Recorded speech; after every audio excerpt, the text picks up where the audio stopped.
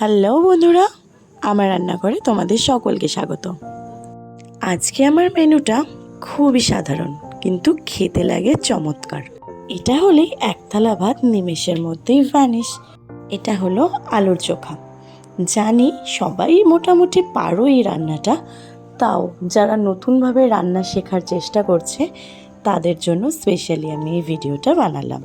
কড়াটা গরম হয়ে গেলে আমি তাতে দিয়ে দেবো সামান্য সর্ষের তেল। এটা সাদা তেল দিয়েও করা যায়, কিন্তু সর্ষের তেলের টেস্টটা খুব ভালো হয়, তাই জন্য আমি এখানে সর্ষের তেলই ইউজ করলাম। তেলটা হালকা গরম হয়ে গেলে, মানে তেলটা থেকে একটু ধোঁয়া উঠতে শুরু করলেই তাতে আমি একটা শুকনো লঙ্কা কেটে দিয়ে দেবো, মানে মাঝখান থেকে ভেঙে দিয়ে দেবো। তোমরা ঝাল অনুযায়ী তোমাদের শুকনো লঙ্কার পরিমাণ বাড়াবে। আমি অল্প সামান্য ঝাল দিতে চাই, তাই একটাই দিয়েছি, কারণ শুকনো লঙ্কাতে কিন্তু ঝালটা খুবই বেড়ে যায়। তাই তোমরা তোমাদের প্রয়োজন মতো শুকনো লঙ্কাটা ইউজ করো। শুকনো লঙ্কাটা বেশ অনেকক্ষণ ধরে ভেজে একটু কালো করে তুলে নেব। তারপর ওই তেলেতেই আমি দিয়ে দেব রসুন। রসুনটা তোমরা গোটা একটু কিছু দিয়ে থেতলে নিয়েও দিতে পারো, বা রসুনগুলোকে বেশ কয়েকটা টুকরো টুকরো করেও তোমরা এই তেলে দিতে পারো। রসুন কিন্তু খুব তাড়াতাড়ি ভেজে যায় আর পুড়েও যায়, তাই একটু তাড়াতাড়ি এটাকে নাড়িয়ে ভেজে নিয়ে একটু সাইড সাইড করে রেখে দেবে, নাহলে কিন্তু রসুনগুলো পুড়ে যাবে। এবার ওই তেলেতেই দিয়ে দিতে হবে পেঁয়াজ কুচি। পেঁয়াজগুলো তোমরা তোমাদের মতোভাবেই কুচিও, ছোট ছোটও কোচাতে পারো বা একটু বড় বড়ও রাখতে পারো। খুব একটা বড় রাখবে না, তাহলে কিন্তু আলুর সাথে মিশবে না।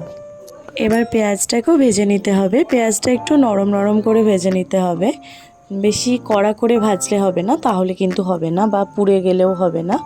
এটাকে হালকা নরমভাবে ভেজে নিতে হবে।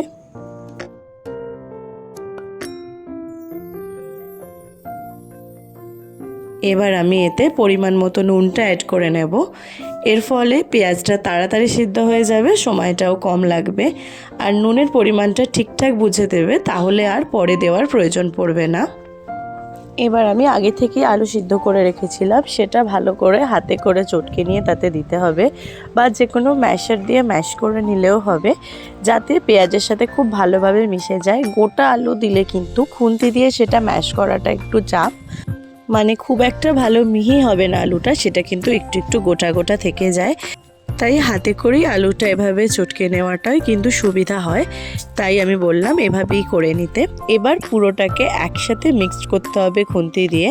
প্রথমে আস্তে আস্তে ভালো করে পুরো যে পেঁয়াজ রসুনের যে ভাজাটা করেছিলাম সেইটার সাথে আলুটা মিশিয়ে নিতে হবে। নিয়ে তাতে যদি তেল কম লাগে অল্প সামান্য তেল তোমরা অ্যাড করতে পারো।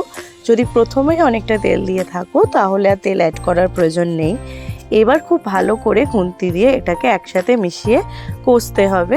এবার প্রথমেই যে শুকনো লঙ্কাটাকে ভেজে তুলে রেখেছিলাম সেটা একটু নিয়ে হাতে করে সেটাকে ভালো করে মেখে নিয়ে তারপর সেই যে গুঁড়োটা সেটা ভালো করে সেই আলু মিক্সচারটাতে ছড়িয়ে দিতে হবে, দিয়ে ভালোভাবে সেটাকে কষিয়ে নিতে হবে। আর একটা কথা, এতে কিন্তু একটুও জল অ্যাড করা যাবে না। তলা যদি ধরে ধরে আসে তাহলে কিন্তু তাড়াতাড়ি করে নাড়িয়ে নাড়িয়ে সেটাকে এক জায়গায় করতে হবে, কিন্তু জল ইউজ হবে না।